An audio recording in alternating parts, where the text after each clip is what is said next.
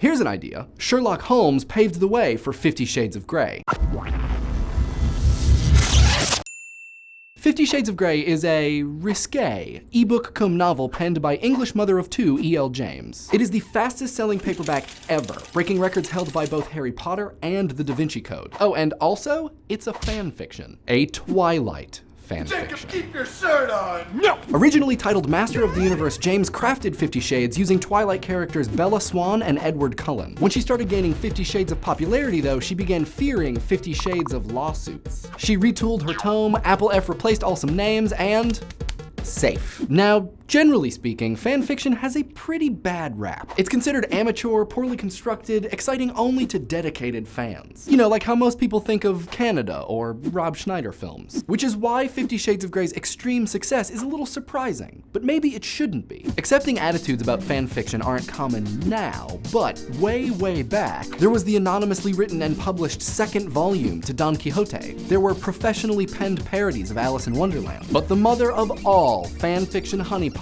has to be Sherlock Holmes. When Sir Arthur Conan Doyle killed off the beloved detective in 1891, his fans were miffed. Left with a treasure trove of characters, situations, and settings, fans took matters into their own quill pen-toting hands. The list of non-canon Sherlock auteurs is longer than Moriarty's rap sheet, and their work is not only good, but it was well received. All this might lead you to ask, why would a writer not want to start with their own creation? Well, in order to understand the fanfiction writer, we must become the fanfiction writer. Sure, the laziness argument is really easy to make, but what if you genuinely love Holmes and Watson as characters? And what if it's not just you? What if it's a whole community of excited people? Doyle could never explore all of the possibilities within the Sherlock universe by himself.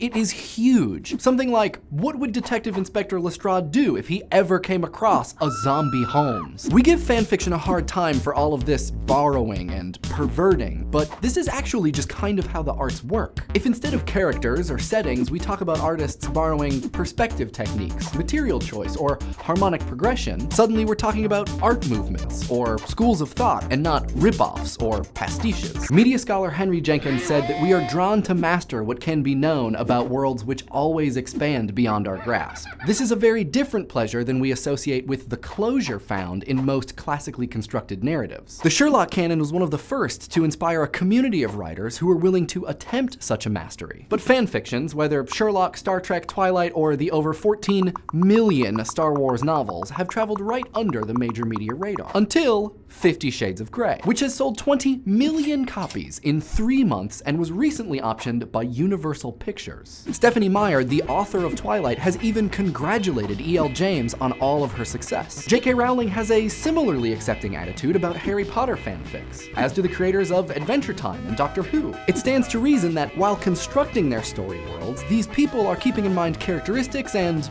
loose continuities which are welcoming to fan writers. And as stigmas around fanfiction disappear, fan use of pre-existing characters and situations might reach a level of popularity that we haven't seen in over 100 years. Meaning that while 50 Shades of Grey is the continuation of a fad Sherlock Holmes started, it might also be the beginning of a new heyday for fanfiction. What do you guys think? Will we start to see a ton more popular fanfiction? Let us know in the comments. And if you like us, you should talk incessantly about the show at the next party you're at with your friends. Except don't do that because it's irritating. No, but really, tell your friends.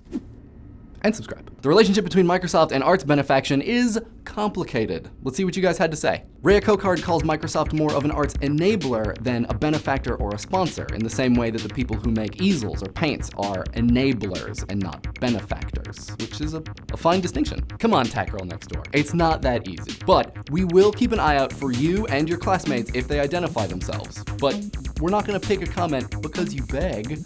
That's just cheating. Griffin Hotchkiss and Cressy make the point that the real benefactor was Adafruit Industries, who offered a $10,000 bounty to the first person to crack the Kinect driver and open source it, which, yeah, sounds a lot like direct and actual benefaction.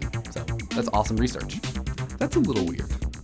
It's flattering, but it's also a little weird. Leprechaun and Apollo's Cleric and a bunch of other people also make the point that they think the real benefactor is Hector Martin, the guy who open sourced the driver. I think our point was that Microsoft was the company that put all of the money into the R&D and the development and the manufacturing of the Kinect. And so there's actually a really interesting conversation to have here. It's kind of complicated. KCAT0505 points out that artists aren't the only people who are benefiting from the Kinect, and that it's also being used in robotics and assistive technologies. It's actually incredibly interesting. We'll get some links up here so you guys can see those videos. Leah Proofrock agrees with our assessment and says that Microsoft should continue to be considered a benefactor as long as they don't actively stop people from making things with the Kinect. Big Skimmo had some feels while reading the comments this week, and we do too, from the bottom of our internet YouTube hearts.